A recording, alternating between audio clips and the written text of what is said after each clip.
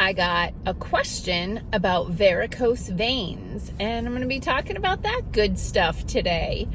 Hey, I'm Dr. Patty Barch. I'm a traditional naturopath, founder and owner of Naturally Unbridled Wellness and naturallyunbridled.com, where we focus on wellness solutions, not disease management. This is Down the Ridge with Dr. Patty. This is not medical advice. It's for entertainment purposes only. Nothing I say is true. Don't listen to me. The other day in a video, I was like, hey, if you guys have questions, just drop them in the comments, and I'm always looking for topics to discuss, and someone asked about varicose veins. So I thought I'd just give a little bit of information about that and see where this goes. So varicose veins are, all right, let's first talk about what veins are. So in the circulatory system, the cardiovascular system, right, the heart and all of the blood vessels leave the heart in the form of an artery. An artery, it has a muscle in it, actually. The lining of the artery, or the artery itself, it has muscular, and so it actually helps to contract like a heartbeat. But the further you get away from the heart,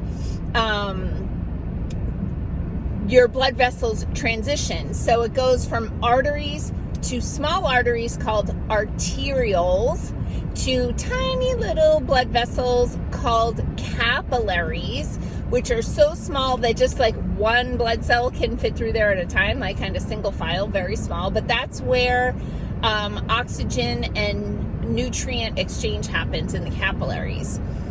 And capillaries then on the other side turn into venules, which are small veins, and then turn into veins. Veins have a valve in them to prevent backflow. So you can imagine the further you get away from the heart, you lose pressure, right? Like, so the pressure closest to the spigot is highest, and then all the way at the end of the hose, it's lowest. And so imagine you're trying to pump blood back up to the heart from the feet. So you get that heartbeat, which pumps the blood, and then you would get backflow, right? And so there are valves built into your veins to stop the backflow, so that next time a pulse comes through, it can push that blood up to the next valve and stop, and the next valve and stop, until it gets back to the heart, to the lungs, all the things. So a varicose vein, or a varicosity, is a vein that's kind of lost its structural integrity. The wall of it is a bit chaotic and weakened. It can have pockets in it. The deep vein thrombosis is a blood clot that can occur within a vein. But there are different kinds of varicose veins. We're most familiar with the ones we see in people's legs, right? That is obvious. Hemorrhoids are actually a type of varicose vein. There's also something called a varicocele, which is a varicose vein sort of in the groin area. But regardless, they have some similarities in them. So when I have a client who has improvement of varicose veins as a wellness goal, believe it or not, we often want to start with the liver. We want to just do some liver detoxing and liver strengthening. So I might start with that, with the addition of some nutrients or herbs that can be helpful for varicose veins.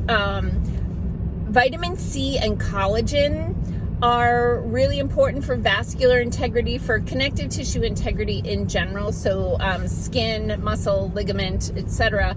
But veins and skin do really well with the combination of vitamin C and collagen. But there's also an herb called collinsonia root, sorry, I got my vowels mixed up there, collinsonia root, and that can be helpful for varicose veins as well. I mean, the dosing needs to be pretty significant, like a couple capsules 3 times a day or something, but that can be helpful as well. As far as therapies go, when you bring in the nutrients, right, you're detoxing the liver, and then bringing in the vitamin C, the collagen, and maybe the collinsonia root, you can exacerbate the effect of those by combining it with some kind of therapy. So we have seen some really impressive photos.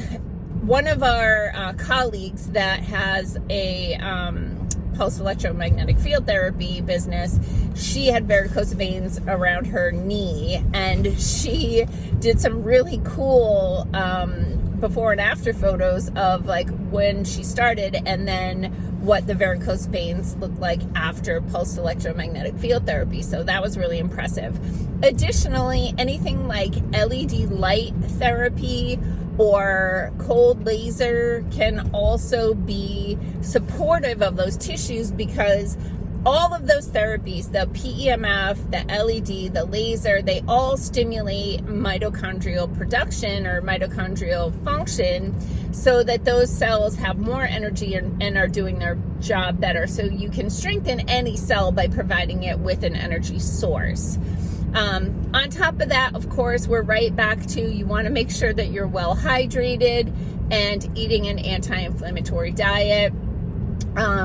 Definitely certain types of exercise can be beneficial because you're actually getting those blood vessels to work better. If you're in a situation where you have really poor vascular integrity in your legs, you may end up with some edema or swelling in the legs, and you can actually be more prone to deep vein thrombosis or blood clots. So compression socks can be helpful for that as well. You be careful, little kitty. Oh my goodness, so cute. So anyways, that's just a little bit of information about the magical world of varicose veins.